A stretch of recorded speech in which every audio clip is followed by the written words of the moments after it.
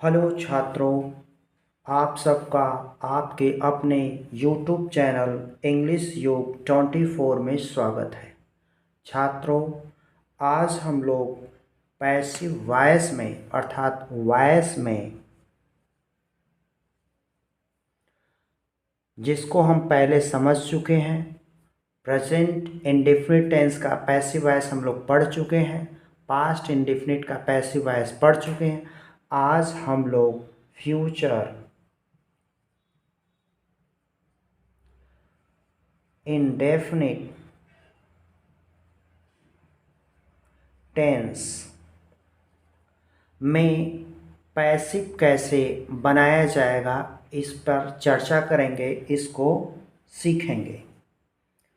तो छात्रों, passive voice future indefinite tense का बनाने या सीखने से पहले हम लोग थोड़ा सा एक्टिव वॉइस के बारे में जान लें, अर्थात इसके एक्टिव वॉइस में सेंटेंस कैसे होते हैं, और थोड़ा सा टेंस के बारे में जान लें। तो छात्रों, फ्यूचर इंडेफिनिट टेंस की पहचान कैसे करेंगे?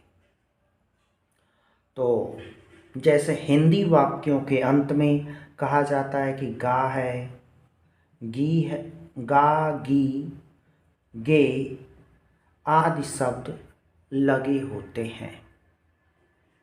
अब पहचान हो गई कि हिंदी वाक्यों के अंत में गा, गी, गे आदि शब्द लगे होते हैं। सहायक क्रिया भी जान लें,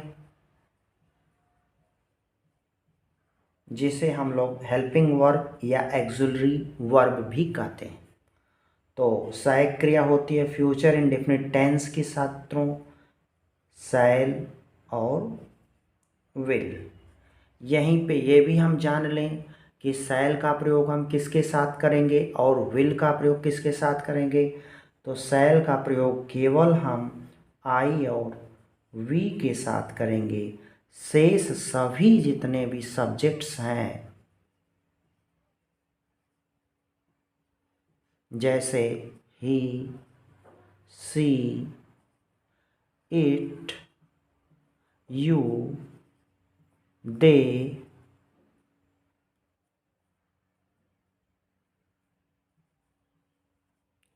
बॉयज, गर्ल्स इत्यादि के साथ छात्रों हम लोग विल का प्रयोग करेंगे। अब यहाँ तक जान लिए, तो अब जान लें मेन वर्ब, जो इसकी मेन वर्ब अर्थात जिसे हम लोग मुख्य क्रिया कहते हैं। तो मुख्य क्रिया में या मेन वर्ब के किस रूप का प्रयोग किया जाता है? तो मेन वर्ब या मुख्य क्रिया के फर्स्ट फॉर्म का प्रयोग किया जाता है। इतना हम लोग जान लिए छात्रों। तो अब हम लोग एक्टिव वॉइस के कुछ फार्मूले जान लें। पहले एक्टिव वॉइस को, एक्टिव वॉइस छात्रों हमारे टेंस पे आधारित होता है। जैसे हम लोग सबसे पहले क्या लिखेंगे? सब्जेक्ट, उसके बाद हम सहायक क्रिया में से विल या छात्रों शैल में से कोई एक लिखेंगे। फिर अगर नेगेटिव है तो NOT, नहीं है तो नहीं। लेकिन उसके बाद हम लोग क्या लिखेंगे? मेन वर्ब की फर्स्ट फॉर्म प्लस अपना ऑब्जेक्ट जो होगा वो, प्लस इसके बाद ETC। तो एक उदाहरण से इसे समझते हैं। पहले एक्टिव के एक उदाहरण लिख करके, जैसे छात्रों ये कहा जाए कि मैं पुस्तक खरीदूंगा, मैं पुस्तक खरीदूंगा। तो गा की गे आ रहा है और आई यहाँ पर है। तो सबसे पहले सब्जेक्ट हम चीनेंगे, कौन है? सब्जेक्ट आई है। आई के साथ शैल का प्रयोग, आई शैल। खरीदना, बाई फर्स्ट फॉर्म कहाँ है, फर्स्ट फॉर्म ही लिखें। आई शैल बाई, क्या खरीदूंगा, आई शैल बाई बुक। हम ए भी लगा सकते हैं, द भी लगा सकते हैं, नहीं भी लगा सकते। मैं एक पुस्तक खरीदूंगा। अब दूसरा हम लोग समझ लें इसी में, वह स्कूल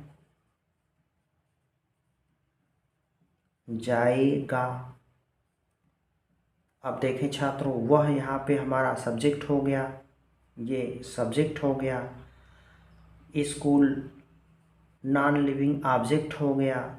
जाएगा यह हमारी मेन वर्ब हो गई। तो नियमानुसार सबसे पहले हम क्या लिखेंगे, सब्जेक्ट। सब्जेक्ट में हमारा क्या आएगा, ही। ही विल, क्योंकि कह रहा है कि से सभी सब्जेक्ट के साथ विल क्या करेगा, जाएगा। जाएगा अंग्रेजी गो टू स्कूल। ये हमारा एक्टिव का नियम है। छात्रों यहाँ तक आपको समझ में आ गया होगा। अब हम लोग पैसिव कैसे बनता है, अब उसकी चर्चा करेंगे। तो पैसिव की चर्चा करने से पहले हम इसको रब कर दें। अब आपको समझ में आ गया होगा, क्योंकि भूमिका समझाना छात्रों आप लोगों को बहुत ज़रूरी था, क्योंकि कुछ लोगों को पता है, कुछ लोगों को नहीं पता है। तो ये वीडियो सभी के लिए बनाई गई जा रही है। एक्टिव ACTIV, एक्टिव में सबसे पहले सूत्र इसका है सब्जेक्ट प्लस आपकी हेल्पिंग वर्ब विल या शैल में से कोई एक रहेगी, प्लस NOT भी हो सकता है, नहीं भी हो सकता है। उसके बाद हमारा मेन वर्ब की first form plus object plus ETC, ये हमारा एक्टिव का फार्मूला हो गया। अब हम लोग पैसिव का फार्मूला जान लें यहीं पे छात्रों। पैसिव वॉइस का क्या फार्मूला होगा, सबसे पहले हम लोग ऑब्जेक्ट को लाते हैं। ऑब्जेक्ट के अनुसार ही हमारा विल या शैल में से कोई आएगा। उसके बाद हम दोनों के साथ बी लगाएंगे। उसके बाद हम दोनों के साथ क्या लगाएंगे छात्रों, बी लगाएंगे। अगर हमारा वाक्य नकारात्मक भी है, अगर हमारा वाक्य नकारात्मक भी है, तब हम क्या करेंगे, तो उसके लिए हम दूसरा भी बना देते हैं इसका। ये साधारण वाक्य के लिए हो गया। यहीं पे पहले कंप्लीट कर लें इसको। Object will be plus main verb की third form plus ETC plus क्या कर लेंगे छात्रों, बाई, और उसके बाद सब्जेक्ट का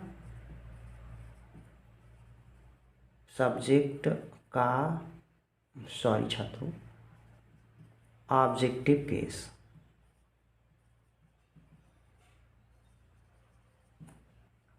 अगर वाक्य हमारा नकारात्मक भी है तो हमारा फार्मूला थोड़ा चेंज हो जाएगा, वो हो जाएगा ऑब्जेक्ट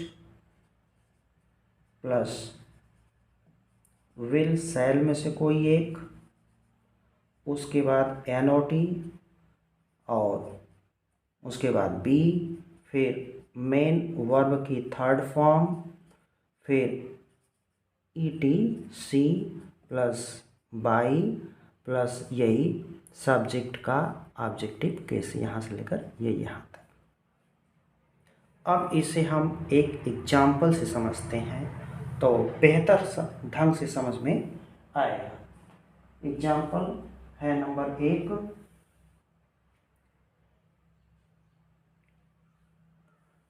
वी शैल, पहला एक्टिव है, ये इसका पैसिव बनाना है। तो क्या है, we shall learn the poem.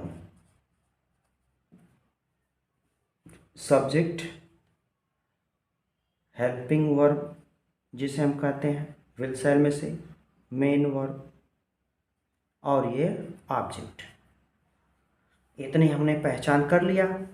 अब हमको इसी का पैसिव बनाना है।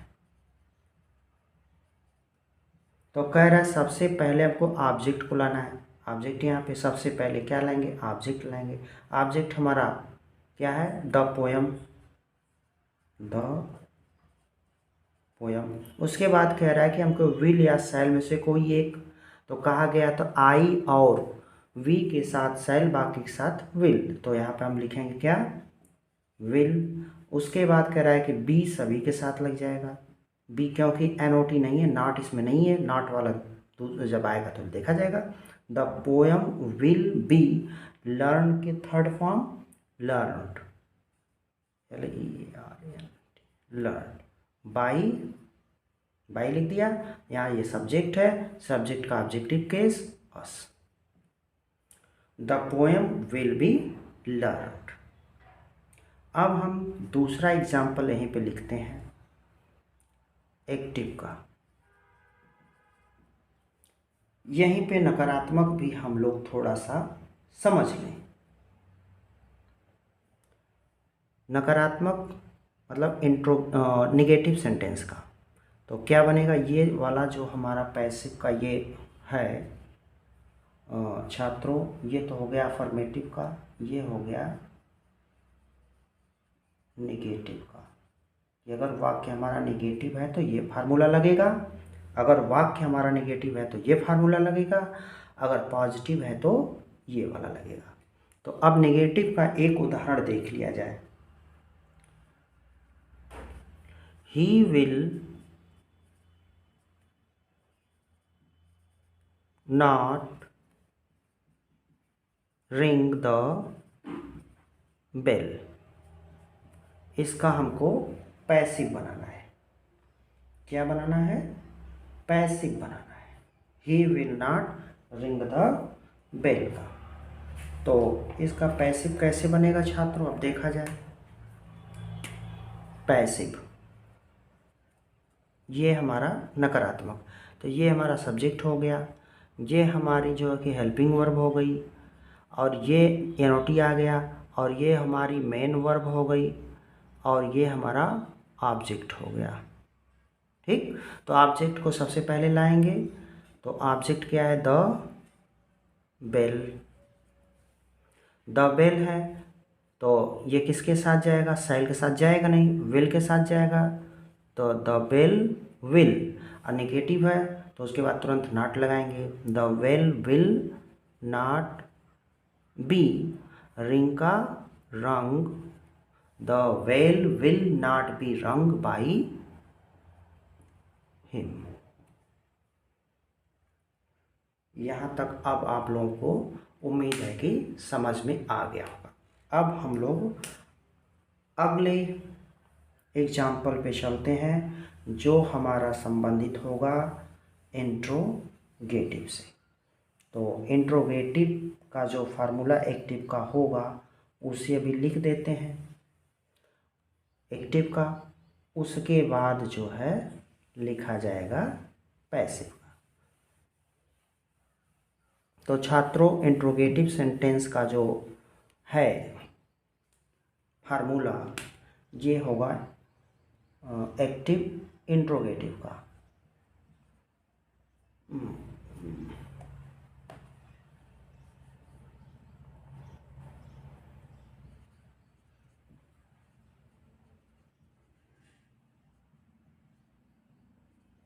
सिंगल मतलब क्या, क्यों, कब, कैसे, कहाँ, जब वाक्य के प्रारंभ में है तब का है।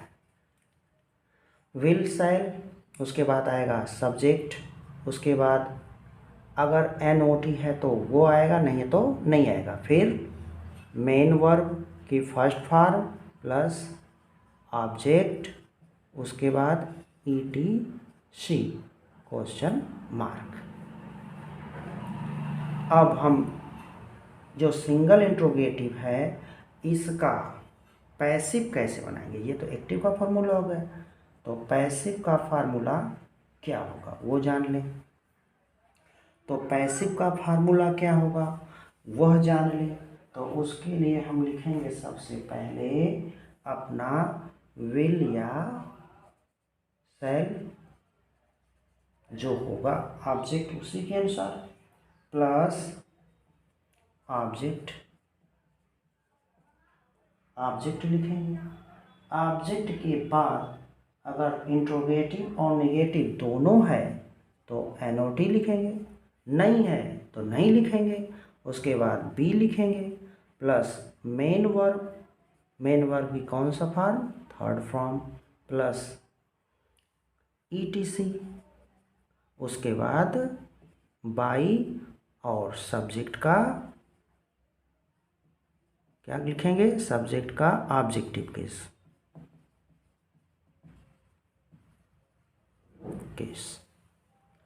अब इसे हम एक एग्जाम्पल से समझते हैं।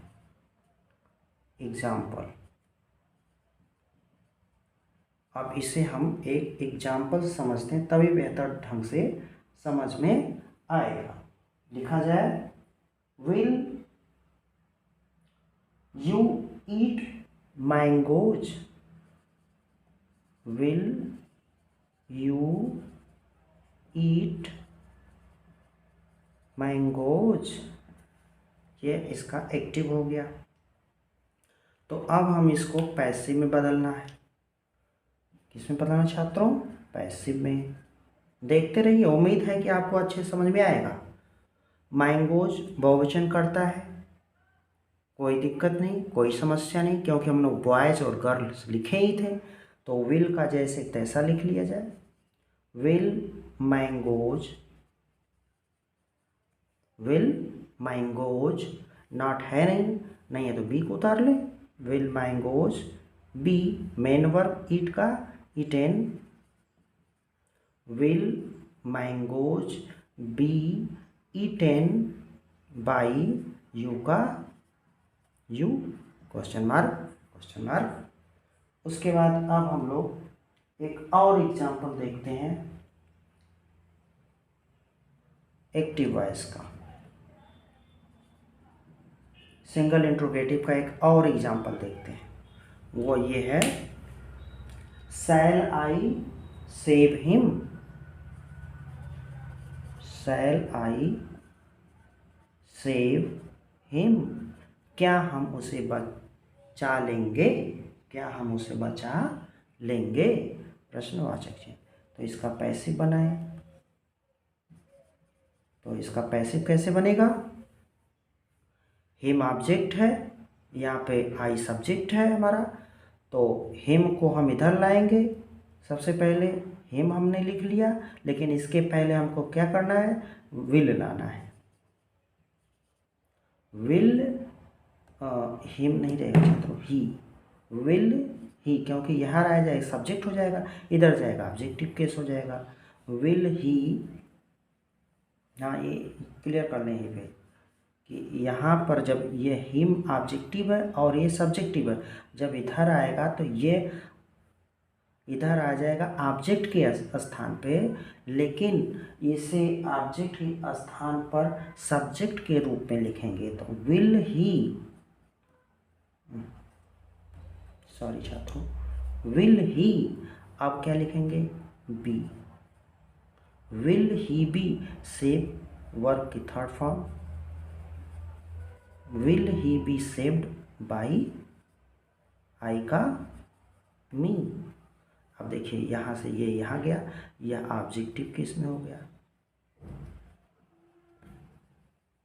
किस में हो गया, ये ऑब्जेक्टिव हो के इधर आया तो सब्जेक्टिव केस में हो गया, सब्जेक्टिव केस में लिख दिया गया। तो अब आपको बेहतर ढंग से समझ में आ गया होगा।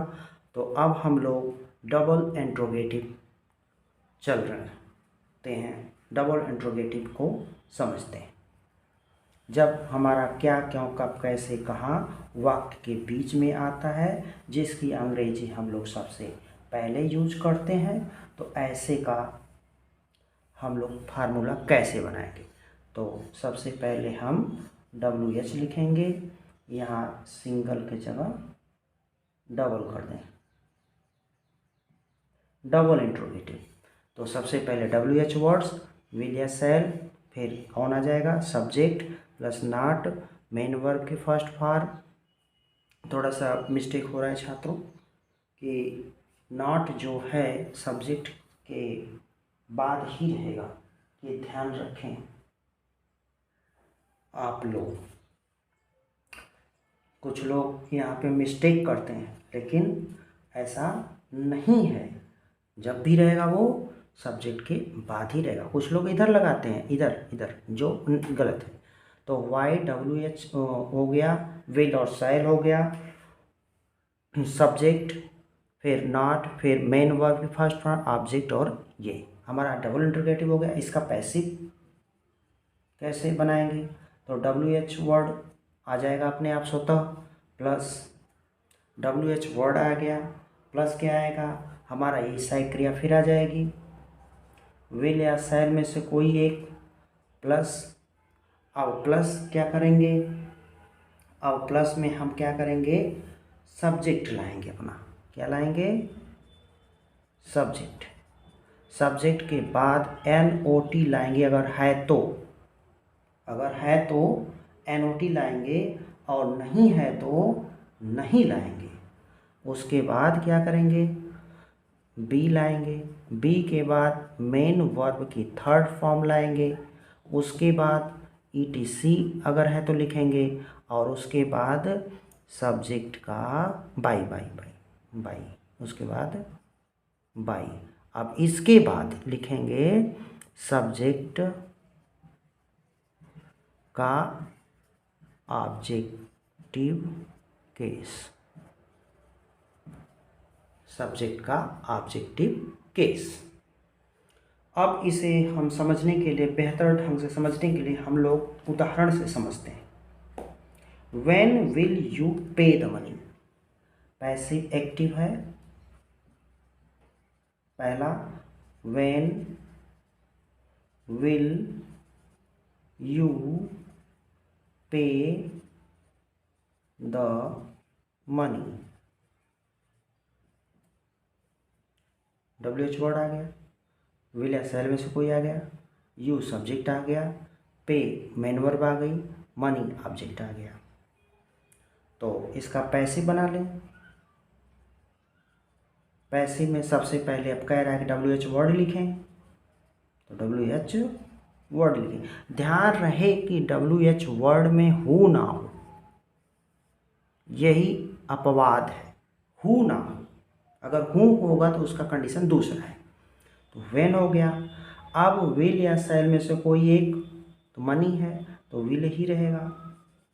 द मनी ऑब्जेक्ट हमारा यहाँ पे आ गया।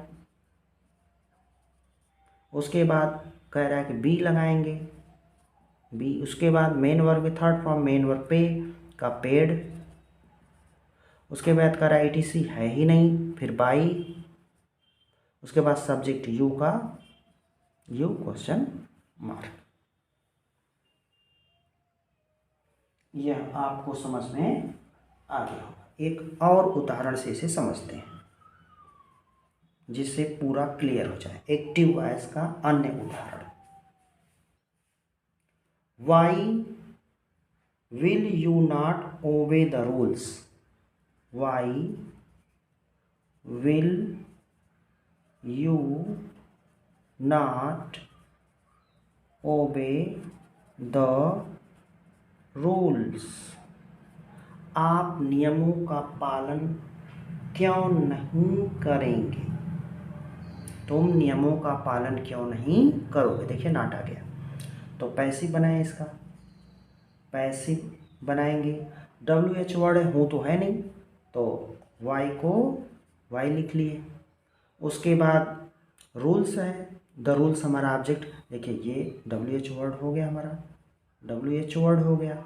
ये हमारी हेल्पिंग वर्ब हो गई, ये हमारा सब्जेक्ट हो गया, ये निगेशन वाले वर्ड हो गए, ये मेन वर्ब हो गई, मेन वर्ब की फर्स्ट फॉर्म, और यहाँ से यहाँ हो गया हमारा ऑब्जेक्ट, यहाँ से यहाँ क्या हो गया हमारा ऑब्जेक्ट।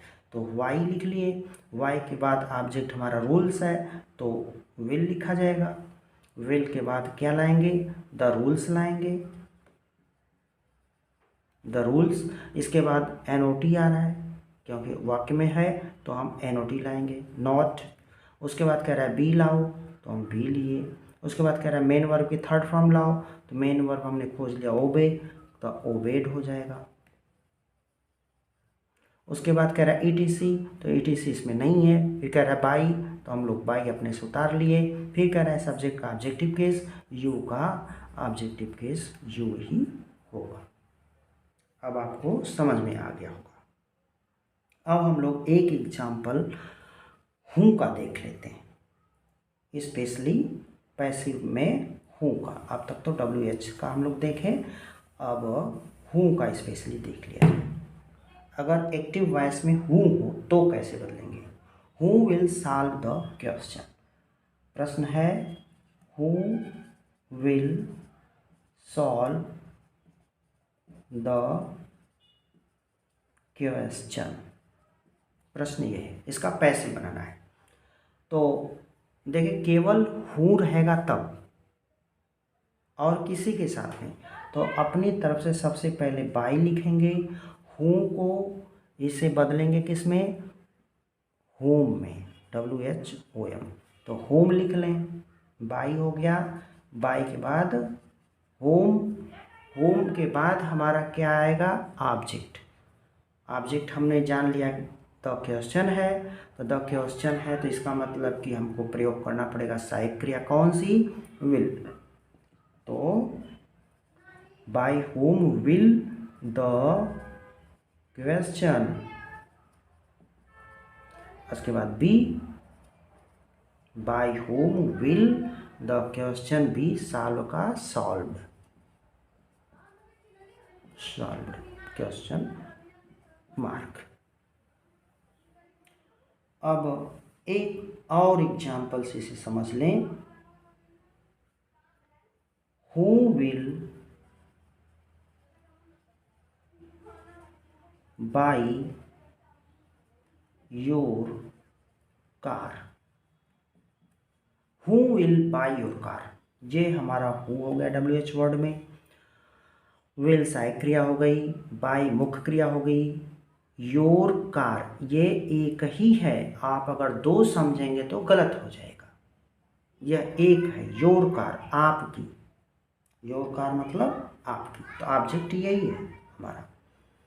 तो क्या लिखेंगे, सबसे पहले बाई लिखेंगे, हूँ का क्या करेंगे, होम लिखेंगे। उसके बाद योर कार है, कार एक ही है तो विल लिखेंगे। उसके बाद योर कार, उसके बाद बी, यह बी आ जाएगा हमारा, बाई का bought, by whom will your car be bought, question mark. उम्मीद है आप लोगों को बेहतर ढंग से समझ में आ गया होगा। अब हम लोग अगले दिन अगला पैसिव वॉइस पढ़ेंगे। अगर आप लोगों को इस तरह की अच्छी सी वीडियो देखनी हो और ग्रामर में अपने इसको सुधार लाना हो तो हमारे चैनल इंग्लिश युग